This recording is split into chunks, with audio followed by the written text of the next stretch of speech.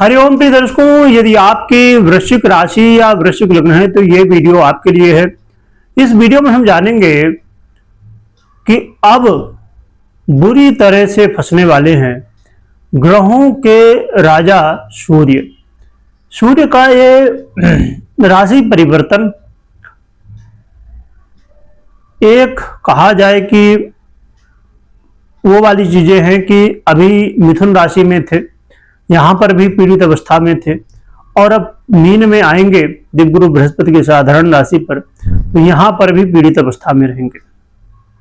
देखा जाए तो वो वाली चीजें हैं कि जो यहां समस्या थी अब फिर वहां पर भी समस्या है।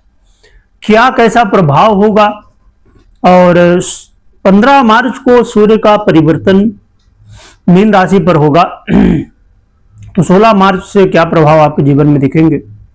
क्योंकि देखिए, सूर्य वो ग्रह हैं जो कि हमारे लिए बहुत इंपॉर्टेंट है, हमारे आत्मा के कारक हैं, आरोग्य देने वाले हैं, हमें ये प्रकाश देने वाले हैं, हमारी हड्डियों के कारक हैं, हमारे पिता के कारक हैं, सरकार के कारक हैं और यश प्रतिष्ठा के कारक हैं। तो ऐसे महत्वपूर्ण सूर्य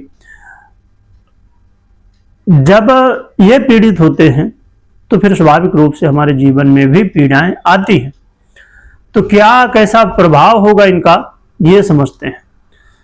क्योंकि आप जानते ही हैं कि सूर्य लगभग 1 महीने तक गोचर करते हैं, तो अब ये 1 महीने के लिए फिर से अब मीन राशि पर गोचर करेंगे। क्या प्रभाव होगा ये जान लेते हैं। प्रिय दर्शकों, सूर्य का ये राशि परिवर्तन आपके जीवन में बहुत महत्वपूर्ण रोल निभाएगा, आपके फाइनेंशियली सपोर्ट करेगा। यदि आप पैसे की स्थिति को लेकर परेशान थे तो यहां पर अब पहले से स्थिति थोड़ी बेहतर होगी। कहीं ना कहीं जो भी तरीका हो, ऑनलाइन हो ऑफलाइन हो, जैसे भी जो भी तरीके हैं, और जो लोग ऑनलाइन भी करते हैं, तो ऐसे लोगों को भी यहां पर अपने धन लाभ की स्थितियां बनने वाली है। इसके अलावा ये जो गोचर काल है ये विद्यार्थियों के लिए बहुत अच्छा है, जो स्टूडेंट है, पढ़ाई लिखाई करते हैं, ऐसे बच्चों के लिए ये महत्वपूर्ण है। और आप जो पढ़ाई करेंगे, थोड़ी मेहनत तो इस समय करनी होगी आपको। मेहनत से बिल्कुल जी नहीं चुराना है, डरना नहीं है, खूब पूरे जोश के साथ आप मेहनत करिए। और जब आप अधिक से अधिक मेहनत करेंगे तो आपको रिजल्ट भी वैसा दिखने वाला है जिससे आपका मान सम्मान बढ़ेगा, आपका नाम भी हो सकता है ना। तो इसलिए आपको बहुत प्रयास करना है, क्योंकि यहां पर एक ही शर्त है कि कर्म करिए, क्योंकि कहते हैं ना कि बिना कर्म के कुछ भी संभव नहीं है।